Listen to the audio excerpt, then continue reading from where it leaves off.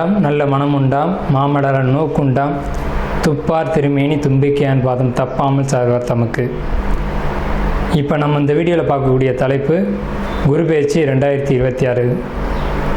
2ஆம் தேதி ஜூன் மாதம் 2026 அன்று நிகழக்கூடிய குரு பெயர்ச்சியானது மிதுன ராசியிலேருந்து கடகராசிக்கு குருபவன் பெயர்ச்சியாகி போகிறாங்க. அந்த கடகராசி அப்படிங்கிறது குருபவனுக்கு உச்ச வீடு.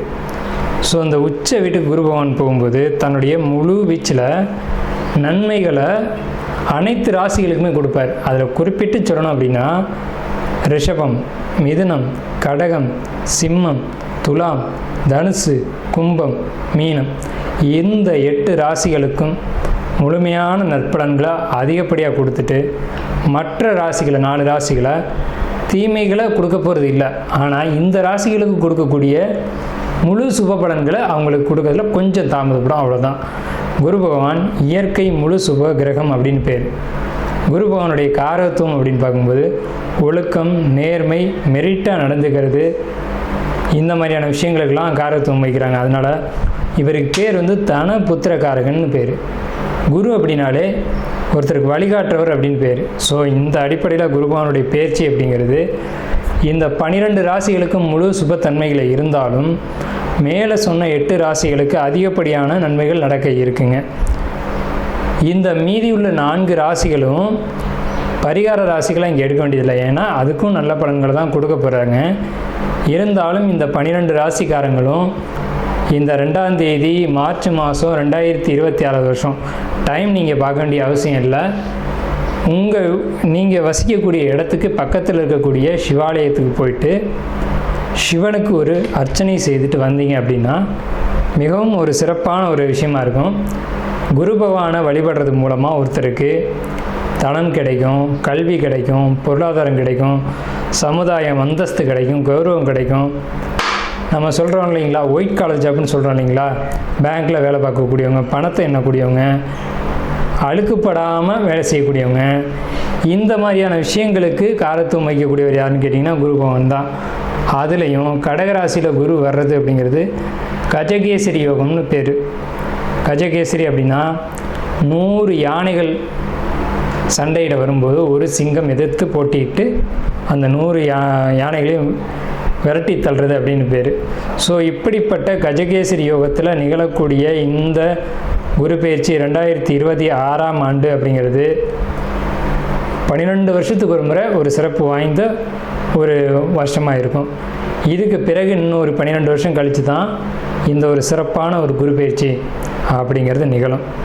ஸோ உங்களுக்கு இந்த குரு பெயர்ச்சி கடகராசிக்கு பயிற்சி ஆகுது. குரு பலன் அப்படின்னு பார்க்கும்போது சந்திரன் என்ற வீட்டுக்கு, அதாவது கடகராசிக்காரங்களுக்கு அல்லது ரிஷபராசிக்காரங்களுக்கு, மேலே சொன்ன இந்த 8 ராசிக்காரங்களுக்கும் குரு பலன் அப்படிங்கிறது வந்துடும். ஸோ குரு பலன் வந்துருச்சு அப்படின்னாலுமே திருமணம், குழந்தை பாக்கியம், பொருளாதாரம், வேலைவாய்ப்புகள் போன்ற அனைத்து விதமான சுபகாரியங்களும் நடக்கும். சுபகாரியம் நடக்கணும் அப்படின்னா குரு பலன் வேணும். சந்திரன் என்ற வீட்டுக்கு குரு வர்றது, அவர் வீட்டுக்கு சந்திரன் என்ற வீட்டுக்கு 2ஆம் வீட்டில் குரு வர்றது, சந்திரன் என்ற வீட்டுக்கு 5ஆம் வீட்டில் குரு வர்றது, சந்திரன் என்ற வீட்டுக்கு 7ஆம் வீட்டில் குரு வர்றது. இப்போது மகர ராசிக்காரங்களுக்கு 7ல் குரு, இதுவே மீன ராசிக்காரங்களுக்கு 5ல் குரு, இப்படி 5, 7, 9, 11. இப்போ அந்த அடிப்படையில் பார்க்கும்போது மீன ராசிக்காரங்களுக்கு 5ல் குரு, தனுசு ராசிக்காரங்களுக்கு அது விழுகாது. இதுவே விருச்சிக ராசிக்காரங்களுக்கு 9ல் குரு. அப்போ விருச்சிக ராசிக்காரங்களுக்கு குரு பலன் இருக்குது 11.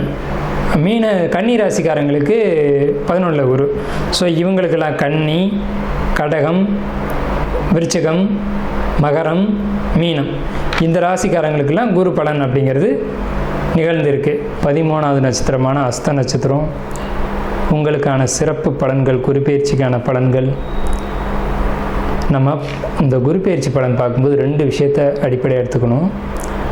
வெறுமனே நம்ம நட்சத்திர பலன்களை மட்டும், அது சந்திரன் என்ற நட்சத்திர பலன்களை மட்டும் பார்த்துக்கணும் அப்படின்னா ஜெயிக்க முடியாது.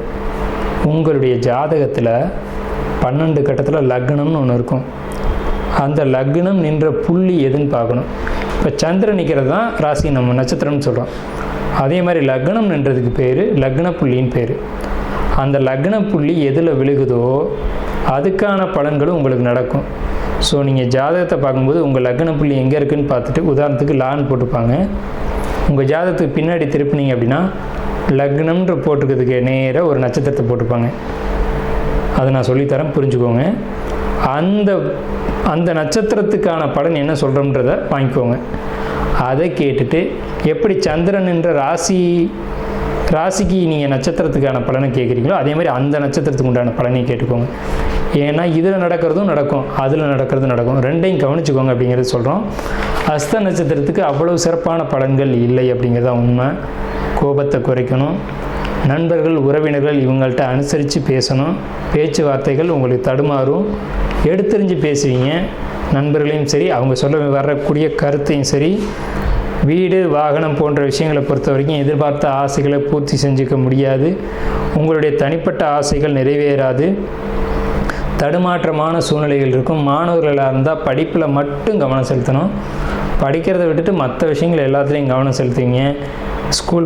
ஸ்கூல் அல்லது காலேஜ் போகக்கூடிய மாணவர்களை பொறுத்த வரைக்கும் லீவ் போட்டு சுற்றுறது, அதுக்காக ஃபைன் கட்டுறது, அதுக்காக அப்பா அம்மா கூட்டிகிட்டு போகிறது, அதுக்காக அண்ணன் தம்பிகளை கூட்டிகிட்டு போய் கஷ்டப்படுத்துறது, அதனால் திட்டு வாங்கிறது போன்ற பிரச்சனைகளை சந்திப்பீங்க இந்த குரு பெயர்ச்சி காலகட்டத்தில்.